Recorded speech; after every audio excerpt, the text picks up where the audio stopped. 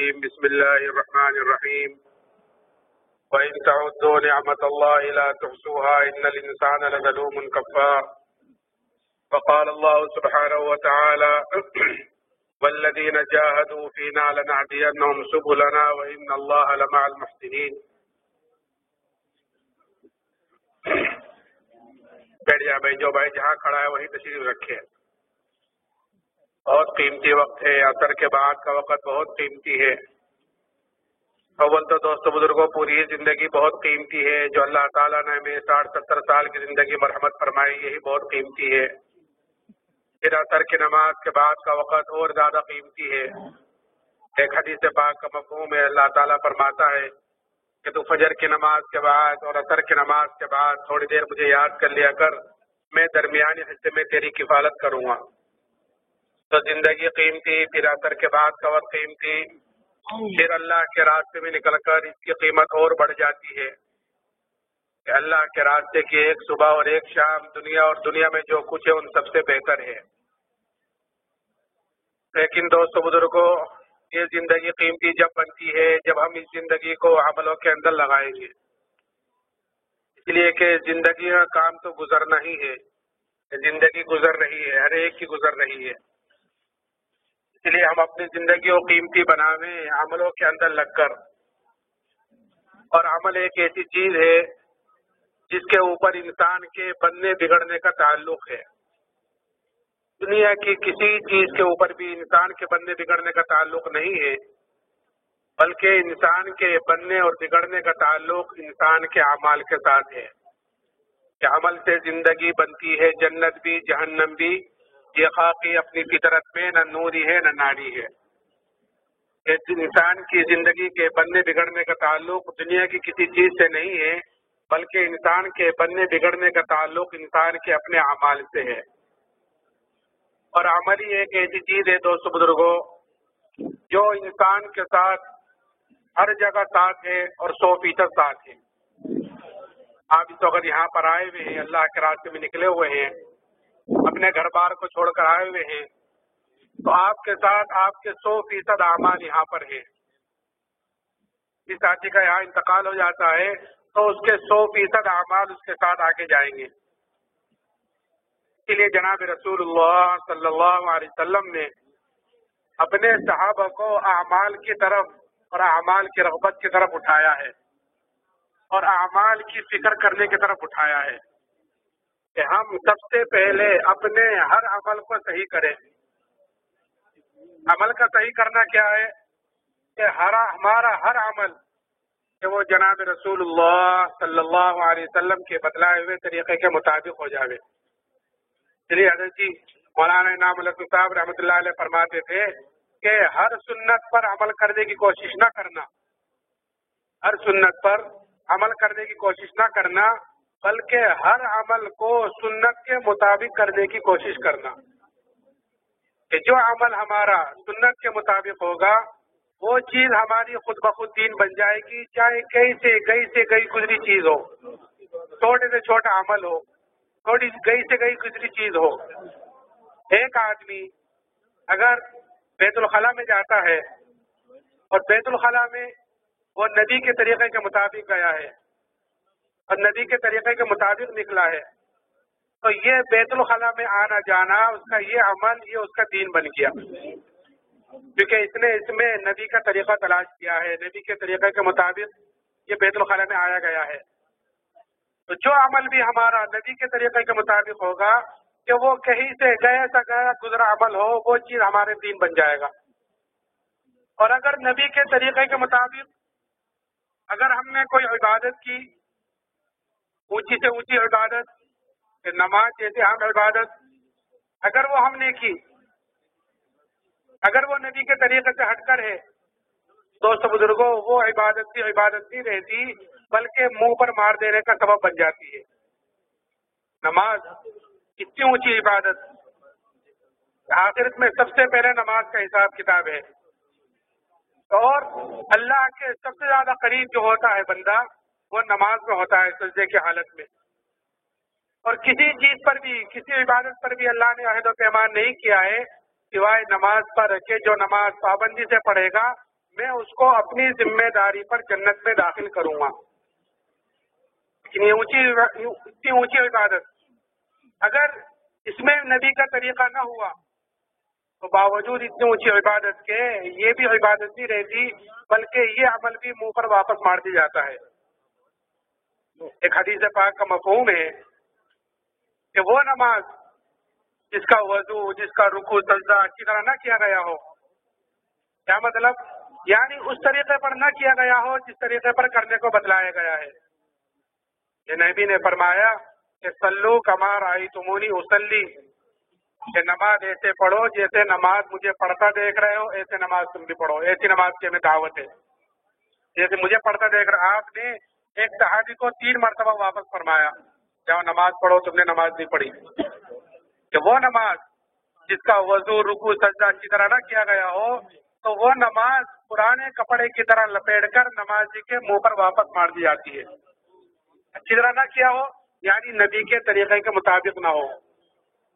اور پھر اتنا ہی نہیں بلکہ وہ نماز پھر منہ بددعا دیتی ہوئی جاتی ہے کہ جیسا تو نے مجھے ضائع اور برباد کیا اللہ تجھے بھی ایسا ضائع اور برباد کرے. اس لیے دوستو بزرگوں، ہماری زندگی جو قیمتی بنے گی وہ عملوں سے بنے گی.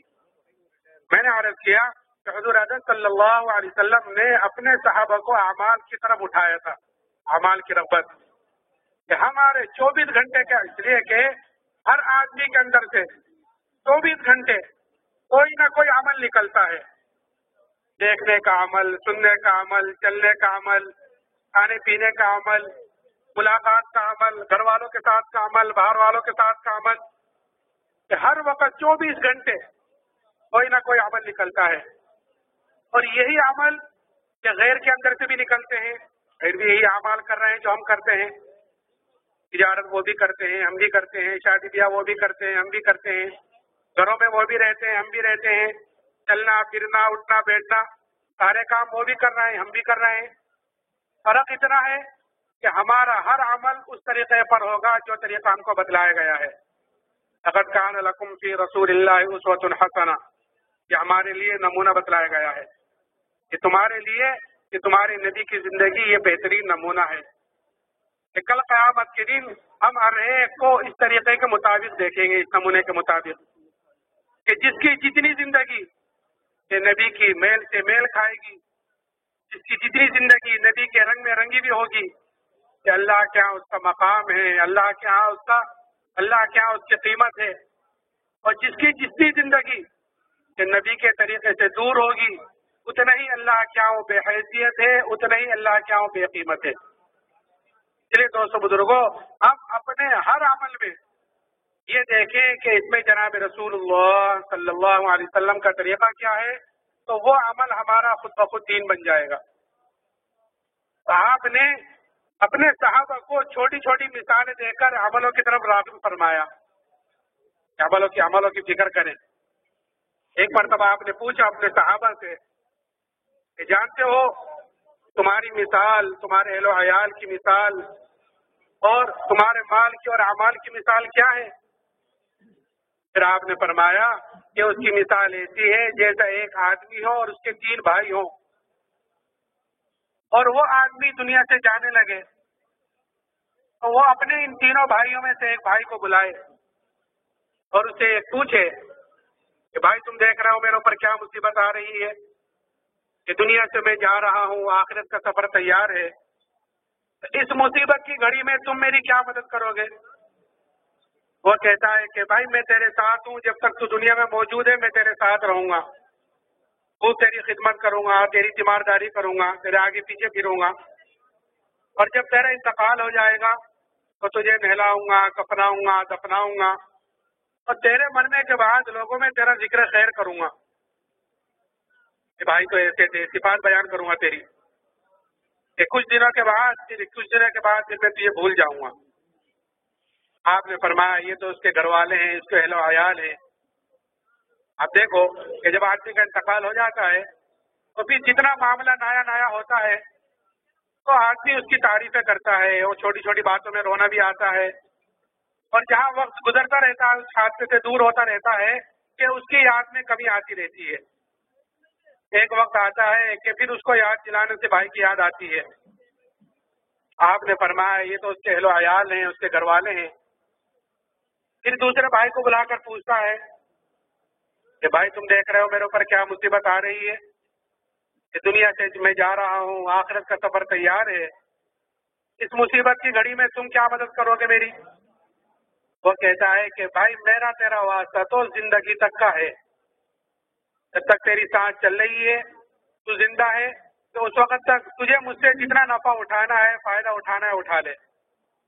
کہ جہاں تیری آنکھ بند ہوئی اور تو دنیا سے رخصت ہوا کہ پھر میرا راستہ الگ ہے، تیرا راستہ الگ ہے. تو دوسری طرف جائے گا، میں دوسری طرف چلے جاؤں گا، دوسروں کے پاس جاؤں گا. آپ نے فرمایا یہ بھائی اس کا مال ہے، یہی ساتھ چھوڑ دے گا. اس لیے آپ دیکھو کہ کوئی چیز انسان کے ساتھ نہیں جاتی مرنے کے بعد. انگوٹھی پہن رکھی ہوتی ہے، انگوٹھی نہیں نکلتی تو کاٹ کر اس کو زبردستی نکالتے ہیں. کفن بھی دوستوں بزرگوں اس لیے پہنا دیا جاتا ہے کہ یہ انسان اشرف المخلوقات ہے، کہ اس کی بے حرمتی نہ ہو، اس کی بے پردگی نہ ہو، اس لیے کفن پہنا دیا جاتا ہے. نہیں تو قبر میں جا کر وہ بھی سل گڑ کر ختم ہو جائے گا. کہ کل قیامت کے دن مال رضات ننگا اٹھے گا. جس طرح دنیا میں ننگا آیا ہے، اسی طرح ہر آدمی کل اپنی اپنی قبر سے ننگا اٹھے گا. آپ نے فرمایا یہ اس کا مال ہے.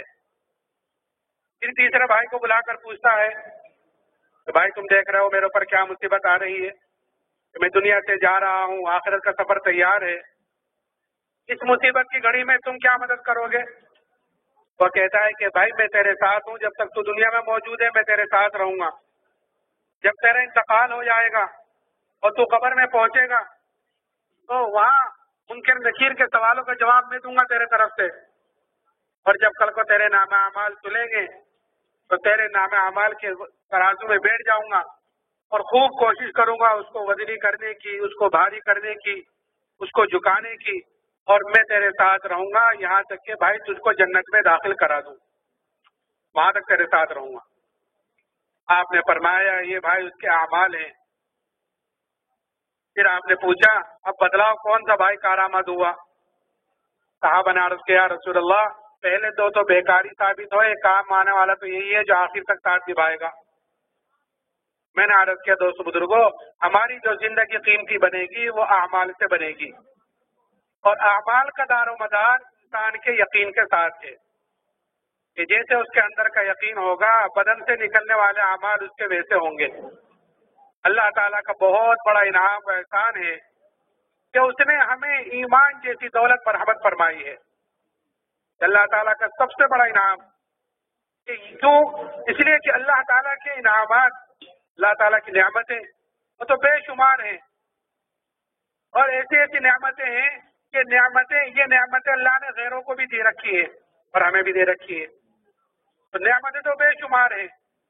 تو قرآن یہ کہتا ہے کہ وَإِن تَعُدُّوا نِعْمَتَ اللَّهِ لَا تُحْصُوهَا. اللہ تعالیٰ کے انعامات اتنے ہیں کہ اگر تم ان نعمتوں کو گننا چاہو، شمار کرنا چاہو تو تم اللہ کی نعمتوں کو گن نہیں سکتے، شمار نہیں کر سکتے. اتنے انعامات اور احسانات اللہ تعالیٰ کے ہمارے اوپر ہیں.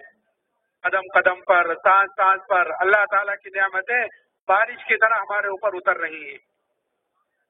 اور ایسی ایسی نعمتیں ہیں دوست بزرگوں، اللہ تعالیٰ کی ایک نعمت بڑی نعمت ہوتی ہے لیکن ہمارا دھیان ادھر نہیں جاتا کہ یہ بھی اللہ کی نعمتوں میں کوئی نعمت ہے.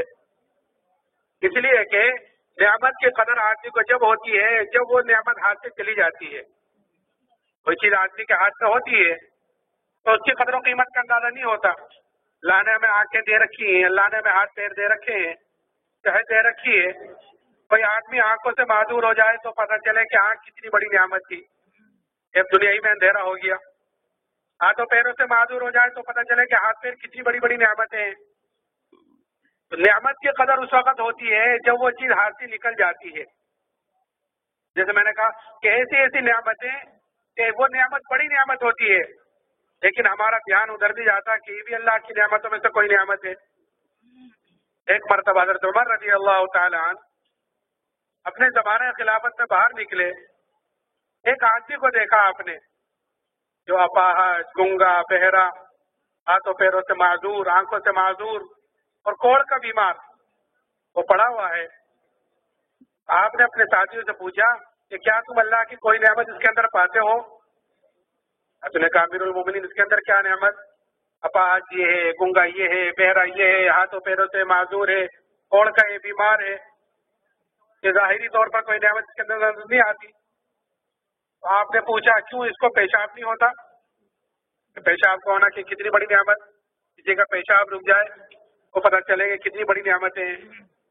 جی پچھلے دنوں مرکز میں ایک آدمی آیا، 2 آدمی آئے میرے پاس، کہنے لگے کہ ہمارے بھائی کے لیے دعا کرنا، 10 سال ہو گئے اس کو پیشاب نہیں ہوا، 10 سال نلکی لگا رکھی ہے کہ نلکی کے ذریعے سے پیشاب ہوتا ہے، وہ نلکی نکال دو تو پیشاب بند ہو جاتا ہے، نہیں آتا، 10 سال ہو گئے پیشاب ہوئے ہوئے۔ کتنی بڑی بڑی نعمتیں ہیں، لیکن ان تمام نعمتوں میں دوستو بزرگوں جو سب سے بڑی نعمت اللہ نے مجھے اور آپ کو مرحمت فرمائی ہے وہ ایمان کی دولت ہے۔ اللہ تعالی ہمیں اس کی قدر کرنے کی توفیق عطا فرمائے۔ آج ہمارے اندر سے اس ایمان کی قدر و قیمت مسلمانوں کے اندر سے نکلی ہوئی ہے، اور نکلی ہوئی کیوں ہے؟ اس لیے کہ جو چیز آدمی کو بغیر محنت کے، بغیر مجاہدے کے، بغیر قربانی کے جو چیز آدمی کو ملتی ہے اس چیز کی آدمی کے اندر قدر و قیمت کم ہوتی ہے بنسبت اس کے جو چیز آدمی محنت کر کر حاصل کرتا ہے۔ جو چیز آدمی محنت کر کر حاصل کرتا ہے اس کی قدر و قیمت زیادہ ہوتی ہے، اور جو چیز آدمی کو بغیر محنت مجاہدے کی ملتی ہے کہ اس کی قدر و قیمت کم ہوتی ہے۔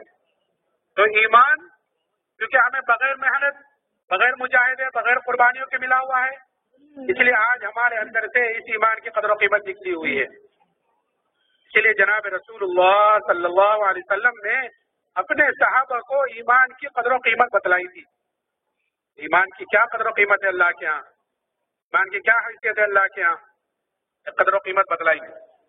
یہ قدر بتلائی ایمان والے کی کہ جب تک ایمان والا اس دنیا میں موجود رہے گا اللہ تعالیٰ اس دنیا کے نظام کو باقی رکھے گا ایک ایمان والے کی وجہ سے، کہ میری اور آپ کی اللہ کے یہاں قدر ہے کہ ابھی ایمان والا نہیں ہے اب اس دنیا میں۔ اب چاہے دنیا انسانوں سے بھری ہوئی ہو کہ اللہ کو اس دنیا کی کوئی ضرورت نہیں، اللہ اس دنیا کو ختم کرے گا، کہ اس کا وجود میری اور آپ کی وجہ سے، ہمارے ایمان کی وجہ سے۔ قدر بتلائی اور قیمت کیا بتلائی کہ اگر رائے کے دانے کے برابر ایمان کو بچا کر لے گئے تو اللہ تعالیٰ اس دنیا سے 10 گنی بڑی جنت برحمت فرمائے گا۔ قیمت بتلائی۔ اب جس کا ایمان جتنا اونچا ہوگا، جس کا ایمان جتنا اعلیٰ ہوگا، کہ کل قیامت کے دن اس کی اتنی بڑی جنت ہوگی۔ تو یہ قدر و قیمت حضور اعظم صلی اللہ علیہ وسلم نے صحابہ کے اندر اتاری، اور صحابہ کے اندر ایمان کی قدر و قیمت ایسی اتری دوستو بزرگوں کہ پھر صحابہ نے اس ایمان کے لیے اپنی ساری چیز جھونک دی، اپنی جان، اپنا مال، کہ اپنے یہاں تک اگر ایمان کے مقابلے میں گھر والے آئے ہیں تو گھر والوں کو بھی قربان کر دیا ہے۔ ایمان کے مقابلے پر آئے ہیں، گھر والے آئے ہیں تو گھر والوں کو بھی قربان کیا، مال آیا ہے تو مال کو بھی قربان کیا، عہدہ آیا ہے تو عہدے کو بھی قربان کیا، اور کوئی تکالیف آئی ہے، کوئی پریشانی آئی ہے کہ ان کو بھی برداشت کیا۔ میں نے جیسے کہا کہ جس چیز کی قدر و قیمت اندر اتر جاتی ہے کہ پھر آدمی اس کے لیے اپنی ساری چیز جھونک دیتا ہے۔ صحابہ کے اندر ایمان کی قدر و قیمت اتری ہوئی تھی تو صحابہ نے اس کے لیے اپنی ساری چیز جھونک دی۔ ایک صحابی حضرت سعد بن ابی وقاص رضی اللہ تعالی عنہ، ان کی ماں نے قسم کھائی کہ وہ ایمان لے آئے، تو ان کی ماں نے قسم کھائی کہ میں خدا کی قسم نہ کھاؤں گی نہ پیوں گی جب تک تم دین سے نہیں ہٹو گے۔ وہ صحابی تھے، آ کر سمجھایا ماں کو، ایک دن گزرا ماں نہیں مانی، دوسرا دن گزرا سمجھاتے رہے نہیں مانی، ذوق بڑھتا چلا گیا۔ جب 4-5 دن گزر گئے اور ماں نہیں مانی تو حضرت سعد نے کہا اے ماں خدا کی قسم اگر تیرے بدن کے اندر 100 جانیں ہوتی اور وہ جان ایک ایک کر کے نکلتی، خدا کی قسم وہ جان ایک ایک کر کے نکل جائے گی، تب بھی میں ایمان کو چھوڑنے والا نہیں ہوں۔ تو یہ اختیار ہے، چاہے تو کھا پی لے، تو یہ اختیار ہے چاہے تو چھوڑ دے۔ آپ بیدار ہو گئی، کھانا پینا میں عرض کر رہا تھا کہ ایمان کی قدر و قیمت اندر اتری ہوئی تھی، اس لیے ماں کو قربان کرنے کو تیار، اولاد کو قربان کرنے کو تیار، مال کو قربان کرنے کو تیار، عہدے کو قربان کرنے کو تیار، ایک صحابی حضرت عبداللہ ابن حذافہ رضی اللہ تعالی عنہ، ان کو روم کی فوج نے قید کیا اور قید کر کر ان کو بادشاہ کے سامنے لائے. تو بادشاہ نے ان کے اوپر نصرانیت کو پیش کیا کہ تم نصرانی ہو جاؤ تو میں آدھی بادشاہ تم کو دے دوں گا، آدھی سلطنت. وہ صحابی انہوں نے سوچا ہوگا کہ یہ بادشاہ مجھے آدھی سلطنت دینے کو تیار ہے کامل ایمان چھوڑنے پر، اور مجھ سے میرے نبی نے کیا کہا کہ اگر رائے کے دانے کے برابر ایمان کو بچا کر لے گئے تو اللہ تعالیٰ اس دنیا سے 10 گنی بڑی جنت مرحمت فرمائے گا. یہ کہیں دور دور تک بھی مقابلہ نہیں ہے کہ کہاں کامل ایمان چھوڑنے پر آدھی سلطنت اور کہاں رائے کے دانے کے برابر ایمان کو بچا کر لے جانے پر کہ 10 گنی بڑی جنت. اسی وقت جواب دیا کہ آدھی بادشاہت نہیں، اگر پوری بادشاہت ہے اور پوری بھی نہیں کہ عرب کی جتنی بادشاہتیں ہیں سب کی سب دے تب بھی میں پلک جھپکنے کے برابر ایمان کو چھوڑنے کو تیار نہیں ہوں. پلک جھپکنے کے برابر. پھر اتنا ہی نہیں، اتنی مانتے تو چھوڑ دیا کہ نہیں. دوسری چیز بادشاہ نے دھمکی دی. دھمکی تو کیا، اصل تو دوستو بزرگوں ہر ایمان والے کے اوپر آزمائشیں آتی ہیں اللہ کی طرف سے امتحان کے طور پر، یہ دیکھنے کے لیے کہ یہ اپنے ایمان میں کتنا مضبوط ہے. جو یہ کہہ رہا ہے کہ میں ایمان والا ہوں، قرآن کہتا ہے الف لام میم حسب الناس ان یترکوا ان یقولوا آمنا وهم لا یفتنون. تم یہ گمان کرتے ہو کہ تم یہ کہہ دو کہ ہم ایمان والے ہیں تو تم آزمائے نہیں جاؤ گے. نہیں، آزمائش آتی ہے، اللہ تعالیٰ امتحان لیتا ہے کہ یہ اپنے ایمان میں اور اپنے دین میں کتنا مضبوط ہے. اللہ تعالیٰ ہر ایمان والے کو دو طرح سے آزماتا ہے. ایک تو حالات، پریشانیاں، حالات دے کر آزماتا ہے کہ دیکھوں کہ یہ حالات کا مقابلہ حالات سے کرتا ہے یا حالات کے مقابلے میں میرے طرف رجوع کرتا ہے، میرے طرف آتا ہے. ایک تو حالات دے کر آزماتے ہیں اور دوسرے نعمتیں دے کر بھی آزماتے ہیں کہ ان نعمتوں میں مجھے یاد رکھتا ہے یا مجھے بھولتا ہے. تو جو ایمان والا ہوتا ہے وہ حالات کا مقابلہ حالات سے نہیں کرتا بلکہ حالات کا مقابلہ اعمال سے، توبہ استغفار سے، اللہ کی طرف رجوع کرنے سے کرتا ہے. سمجھتا ہے کہ یہ حالات اور یہ مصیبتیں اللہ کی طرف سے آئی ہیں میری آزمائش کے لیے اور مجھے اپنی طرف متوجہ کرنے کے لیے آئی ہیں، تو ایمان والا حالات کا مقابلہ حالات سے نہیں کرتا بلکہ حالات کا مقابلہ توبہ استغفار سے کرتا ہے، اللہ کی طرف رجوع کرنے سے کرتا ہے. کہ جب حالات کا مقابلہ توبہ استغفار سے کرتا ہے، اللہ کی طرف رجوع کرتا ہے تو پھر اللہ تعالی حالات کو بدل دیتے ہیں کہ حالات کا بدلنے کا تعلق اللہ سے ہے. ایک مرتبہ حضرت عمر رضی اللہ تعالیٰ عنہ کے زمانے میں قحط سالی ہوئی اور ایسا قحط پڑا کہ جانور تک ہلاک ہونے شروع ہو گئے. حضرت عمر رضی اللہ تعالیٰ عنہ نے شام سے اور مصر سے ادھر ادھر سے غلے منگائے، غلے آئے، آ کر ختم ہو گئے لیکن قحط ختم نہیں ہوا. تو ایک صحابی نے بکری ذبح کی، اس بکری کے اندر سے نہ خون نکلا نہ گوشت نکلا، خالی ہڈی نکلی، نہ قحط پڑا. وہ صحابی روتے ہوئے سو گئے. آپ نے زیارت کی جناب رسول اللہ صلی اللہ علیہ وسلم کی. آپ نے فرمایا عمر سے میرا سلام کہنا اور یہ کہنا کہ تو بڑا عقل مند تھا، تجھے کیا ہوا؟ تجھے اللہ نے ایمان کی قرارت عطا فرمائی تھی. یہ صحابی اٹھ کر حضرت عمر کی خدمت میں گئے اور جا کر اپنے خواب کا تذکرہ کیا. حضرت عمر رضی اللہ تعالی عنہ نے فوراً مشورے والوں کو جمع کیا اور مشورے میں بات رکھی. اس طرح ایک صحابی نے خواب دیکھا ہے. مشورے میں بات آئی کہ امیر المومنین جہاں سے بارش شروع کی ہے ہم اسی کی طرف رجوع کیوں نہیں کرتے؟ ہم غلے منگا رہے ہیں شام سے اور مصر سے ادھر ادھر سے اور بارش شروع کی اللہ کی طرف سے، تو ہم اسی کی طرف رجوع کیوں نہیں کرتے؟ خیال ہاں یہ چوک ہو رہی ہم سے، اور میں خیال ہوا یہ چوک ہو رہی ہم سے. اسی وقت مدینے سے باہر گئے اور ابھی توبہ استغفاری کر رہے تھے کہ اسی وقت بارش شروع ہو گئی. تو جب تک حالات کا مقابلہ حالات سے کر رہے تھے تو بجائے پریشانی کم ہونے کے بڑھ رہی تھی کہ جب حالات کا مقابلہ کہ توبہ استغفار سے اللہ کی طرف رجوع کرنے سے کیا تو اللہ تعالیٰ نے فوراً حالات بدل دیے. آج بھی دوستوں بزرگوں جو مسلمانوں کے اوپر، امت کے اوپر اور خاص طور سے مسلمانوں کے اوپر جو چاروں طرف سے حالات آ رہے ہیں، یہ حالات ہماری اپنی بدعمالیوں کی وجہ سے ہیں، ہماری اپنی ہمارے اپنے بدعمالوں کی وجہ سے ہے. اس لیے کہ حالات کا تعلق وہ اللہ کے فیصلوں سے ہے. حالات کا تعلق دنیا کی کسی چیز سے نہیں ہے.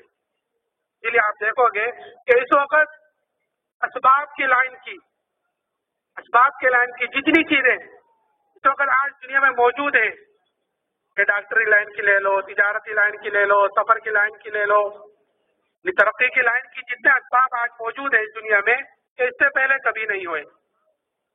لیکن آج اس وقت انسان جتنا پریشان ہے حالات کی وجہ سے کہ اس سے پہلے بھی کبھی نہیں ہوا. اور پریشان کیوں ہے؟ اسی لیے جو میں نے کہا نا کہ حالات کا تعلق کہ دنیا کی کسی چیز سے نہیں ہے، بلکہ حالات کا تعلق اس کے بگاڑ کا، اس کے سدھار کا، کہ وہ انسان کے اعمال سے ہے. کہ جیسے اعمال انسان کے اوپر جائیں گے اللہ کی طرف، ویسے فیصلے اللہ کی طرف سے نیچے آئیں گے. اگر ہمارے اعمال اوپر ایسے جا رہے ہیں جو اللہ کو خوش کرنے والے ہیں، اس کو راضی کرنے والے ہیں، تو دوستو بزرگوں اوپر سے جو فیصلے آئیں گے وہ بھی ایسے آئیں گے جو ہمیں خوش کرنے والے ہوں گے، ہمیں راضی کرنے والے ہوں گے. اور اگر ہمارے اعمال اوپر ایسے جا رہے ہیں جو اللہ کو ناخوش کرنے والے ہیں، اس کو ناراض کرنے والے ہیں، تو اوپر سے جو فیصلے آئیں گے وہ بھی ایسے آئیں گے جو ہمیں ناگوار گزریں گے. اس وقت چل رہا ہے. میں نے عرض کیا کہ آزمائش اللہ کی طرف سے آتی ہے یہ دیکھنے کے لیے کہ یہ اپنے ایمان میں کتنا مضبوط ہے، کہ دین میں کتنا مضبوط ہے. تو جو ایمان والا ہوتا ہے وہ حالات کا مقابلہ حالات سے نہیں کرتا، بلکہ حالات کا مقابلہ اعمال سے، توبہ استغفار سے کرتا ہے. اور ایمان والا حالات کے مقابلے میں اپنے دین پر جمتا ہے. جب مسلمان حالات کے مقابلے میں اپنے دین پر جمے گا تو پھر اللہ کی طرف سے مددیں آئیں گی. لیکن جمنا شرط ہے. میں نے تو وہ صحابی کہ پہلے تو ان کو لالچ دی، میں آدھی سلطنت دوں گا اگر ایمان سے پھرتے ہو، تو لالچ کا تو وہ جواب دیا. پھر دوسری آزمائش کہ دھمکی دی. بادشاہ نے ایک دیگ منگائی، اس دیگ کے اندر پانی کھولایا.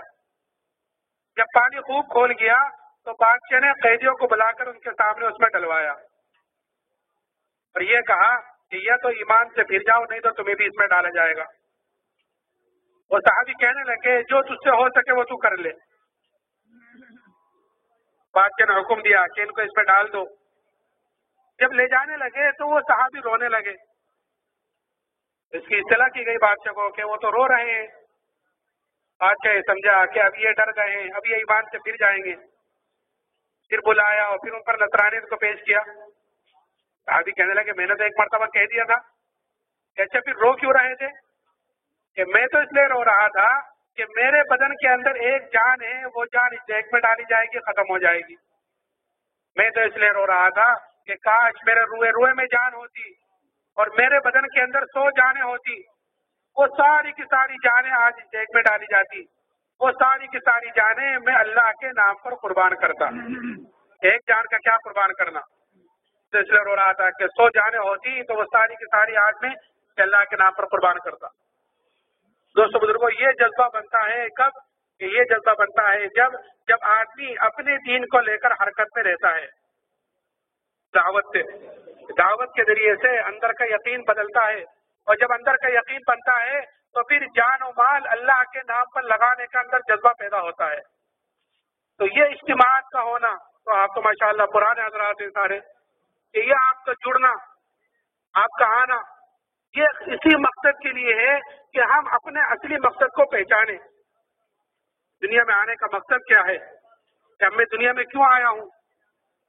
افحسبتم انما خلقناکم عبثا وانکم الینا لا ترجعون. کہاں پوچھتا ہے کہ تم یہ گمان کرتے ہو کہ تمہیں یوں ہی بیکار پیدا کیا گیا ہے؟ کہ نہیں، ہمیں بیکار پیدا نہیں کیا گیا، ہمیں تو اللہ نے اپنی عبادت کے لیے پیدا کیا ہے. عبادت خالی نماز پڑھنا، خالی روزہ رکھنا اتنا عبادت نہیں ہے. بلکہ عبادت تو ہر وہ عمل بن جاتا ہے جو عمل ہمارا نبی کے طریقے کے مطابق ہوگی، وہ چیز ہماری عبادت بن جائے گی۔ تو میں نے شروع میں کہا کہ اپنے ہر عمل میں یہ دیکھیں کہ اس میں نبی کا طریقہ کیا ہے، تو وہ چیز ہماری دین بنے گی، عبادت بن جائے گی۔ اس لیے دوستو بزرگوں، ہمیں یہ ارادہ کریں، یہ نیتیں کریں کہ انشاءاللہ آئندہ جو بھی عمل کریں گے تو اس میں ہم جناب رسول اللہ صلی اللہ علیہ وسلم کے طریقے کو رکھیں گے۔ دوسری چیز یہ ہے کہ ایک ہے اللہ کو یاد رکھنا، ایک ہے اللہ کو یاد کرنا، ایک ہے اللہ کو یاد رکھنا، ایک ہے اللہ کو یاد کرنا۔ اصل ہے کہ ہم اللہ کو یاد رکھنے والے بن جائیں کہ ہم جس وقت جو بھی عمل ہم کر رہے ہیں اور جہاں ہیں، جس حالت میں ہیں، گھر میں ہے، کاروبار میں ہے، بیوی بچوں میں ہے، اپنی شادی بیاہ میں ہے، جہاں جس حالت میں ہے، کہ ہم اس میں یہ دیکھیں کہ اللہ کا حکم کیا ہے، اللہ کو یاد رکھنا، چلے اللہ کو یاد رکھنا۔ لیکن ہماری غفلتیں، ہماری محنتیں کہ ہم اللہ کو یاد کیا رکھتے ہیں، ہم اللہ کو یاد کرنے والے بھی نہ رہے۔ اس لیے ذکر کے ذریعے سے ہمیں اللہ کا دھیان اپنے اندر لانا ہے۔ آج غفلتیں ہمارے اندر کوڑ کوڑ کر بھری ہوئی ہیں۔ غافل کیوں ہے آدمی؟ کیوں؟ اس لیے کہ غیر اللہ کو بولا جا رہا ہے، غیر اللہ کو سنا جا رہا ہے، غیر اللہ کو سوچا جا رہا ہے۔ اس لیے ہر وقت غیر اللہ کا دھیان ہمارے اندر ہے۔ ایک ایسا دھیان کہ ایک آدمی کہ کاروبار میں، بیوی بچوں میں، کہ گھر میں، کہ جہاں غفلت کا ماحول ہے کہ وہاں تو ہے غافل، کہ مسجد میں اللہ کے سامنے، اللہ کے گھر میں کھڑا ہوا ہے، وہاں بھی غافل ہے۔ نماز کی حالت میں کہ نماز پڑھا ہے کہ وہاں بھی غافل ہے۔ کیوں؟ کیونکہ غفلت کا ماحول، اور غفلت ہی کو بولا جا رہا ہے، غیر اللہ کو بولا جا رہا ہے۔ تو اس لیے اللہ کے سامنے کھڑے ہو کر بھی غافل ہی ہے۔ کوئی کاروبار میں گھوم رہا ہے، کوئی بھی بچوں میں گھوم رہا ہے، کوئی کہیں گھوم رہا ہے، کوئی کہیں گھوم رہا ہے۔ تو غفلت والی نماز اور غفلت سے ہمارے اعمال ہو رہے ہیں، کیونکہ اللہ کی یاد کی کمی ہے۔ اس لیے دوستو بزرگوں، ہمارے بڑے تین تسبیح، کہ 3 تسبیح صبح کو، 3 تسبیح شام کو، دھیان سے جی لگا کر، قبلے کی طرف منہ کر کر، باوضو ہو کر، جتنا دھیان سے جی لگا کر، قبلے کی طرف منہ کر کر جتنا اللہ کا ذکر کریں گے، اتنا ہی اللہ کا دھیان آئے گا۔ اگر ذکر کہ غفلت سے بھی کیا جائے، اللہ کا نام اگر غفلت سے بھی لیا جائے گا تو وہ بھی نفع سے تو خالی ہے ہی نہیں، ثواب تو اس پر مل ہی جائے گا۔ لیکن غفلت اپنی جگہ باقی رہے گی۔ اس لیے جتنا باوضو دھیان سے جی لگا کر کہ معنی پر غور کرتے ہوئے جتنا ذکر کریں گے، اتنا اللہ کا دھیان آئے گا۔ جتنا اللہ کا دھیان آئے گا، عمل کے اندر مزہ آئے گا، جی لگے گا۔ کہ جب آدمی کو اس چیز کا احساس ہو جائے کہ کوئی میرا عمل دیکھ رہا ہے، کوئی شاگرد نماز پڑھ رہا ہو اور اس کو یہ پتا چلے کہ استاد میرے پیچھے کھڑا ہے اور میری نماز کو دیکھ رہا ہے، میرے اس عمل کو دیکھ رہا ہے، تو کتنی اچھی نماز پڑھے گا استاد کو دکھلانے کے لیے۔ کہ جب ہمیں یہ پتا چلے کہ اللہ میری اس نماز کو دیکھ رہا ہے اور اسی نماز پر میرے مسائل کا حل بھی ہے، تو کتنی اونچی سے اونچی نماز پڑھے۔ لیکن یہ جب واقعی اللہ کا دھیان آئے۔ مولانا الیاس صاحب فرماتے تھے کہ کم از کم ہر رکن میں 3 مرتبہ اللہ کا دھیان آنا چاہیے کہ اللہ مجھے دیکھ رہا ہے۔ یہ جب آئے گا دوست بزرگوں، جب ہم اللہ کا ذکر کریں گے۔ ہمارے بڑے 3 تسبیح صبح کو، 3 تسبیح شام کو دھیان سے جی لگا کر قبلے کی طرف منہ کر کر پڑھنے کو بتلا کر گئے ہیں، تاکہ ہم اس ذکر کے ذریعے سے اللہ کو یاد رکھنے والے بن جائیں۔ کریں گے انشاءاللہ۔ اب تھوڑا سا وقت باقی ہے، جن بھائیوں کی جیب میں تسبیح ہے وہ اپنی 3 تسبیحوں کا اہتمام کریں، اور جن بھائیوں کو ضرورت ہو وہ اپنی ضرورت سے فارغ ہو کر اذان سے پہلے اجتماع گاہ میں آ جائیں، اور اس کے ساتھ ساتھ دوست بزرگوں دعاؤں کا بھی اہتمام کریں۔